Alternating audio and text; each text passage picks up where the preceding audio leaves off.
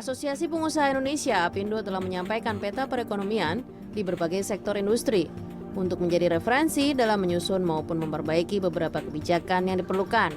Ketua Umum APindo Sinta Kamdani mengatakan, pemimpin baru Prabowo Gibran diharapkan dapat mendorong daya saing dan mengembangkan sumber daya manusia sehingga tidak masuk dalam middle income trap. APindo menilai keamanan dan stabilitas politik juga penting dijaga agar bisa menciptakan iklim usaha yang kondusif dan Indonesia terus menarik bagi investor. APindo meyakini hak prerogatif Presiden akan memilih sosok kompeten yang memenuhi standar profesional, pencapaian kinerja termasuk jika terjadi regenerasi. Kalau kemudian Presiden terpilih merasa perlu dilanjutkan untuk ada continuity, monggo gitu ya. Saya rasa kami bisa menerima gitu. Regenerasi memang itu baik gitu, cuman memang mungkin ada orang-orang tertentu yang dianggap Pak Prabowo penting untuk mungkin bisa masuk ke dalam kabinet membantu beliau. Jadi saya rasa yang penting ini kan sekarang isu-isunya ya gitu, apa yang masukan-masukan untuk kementerian-kementeriannya gitu. Sementara itu, pengusaha Kamar Dagang dan Industri Kadin tengah menanti susunan kabinet untuk dijadikan landasan bagi mereka berekspansi dan merealisasikan investasinya.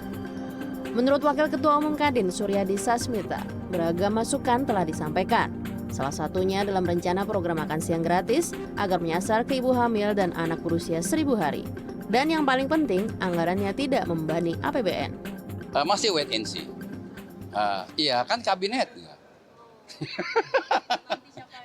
Iya, yang tadi saya udah jelasin pertama bahwa kita tuh menantikan susunan kabinet ya. Nah, susunan kabinetnya yang satu ya bisa membuat pengusaha itu nyaman ya, kondusif ya, mau mengekspand bisnisnya, mau menginvest yang baru ya, dan ada juga banyak kita punya para manufacturing jangan sampai pada tutup dengan peraturan. Nah, itu yang kita harapkan.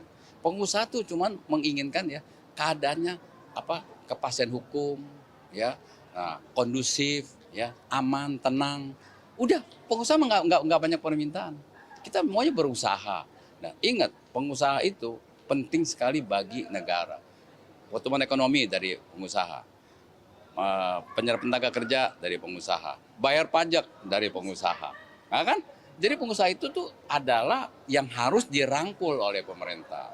Kalau mau memberikan satu kebijakan-kebijakan baru, ya hendaknya didiskusikan dulu dengan para pengusaha, ya misalnya Kadin lah, APindo lah, asosiasi lain lah, HIPMI lah, gitu. Nah, jangan ya kayak kemarin kan keluar PP 36 begitu keluar baru-baru, jangan seperti itu lagi. Maksudnya biarlah yang nanti baru semuanya harus merangkul lah ya para pengusaha sebelum dikeluarkan peraturan. Himpunan Pengusaha Muda Indonesia (HIPMI) berharap Kabinet Prabowo Gibran bisa terjadi regenerasi pada beberapa kursi kementerian. Wakil Ketua HIPMI Anggara Wira menyebut nama-nama seperti Rosan Ruslani, Wisnu Wardana, hingga kader yang menjadi relawan Prabowo Gibran dapat diperhitungkan menduduki kursi pembantu presiden.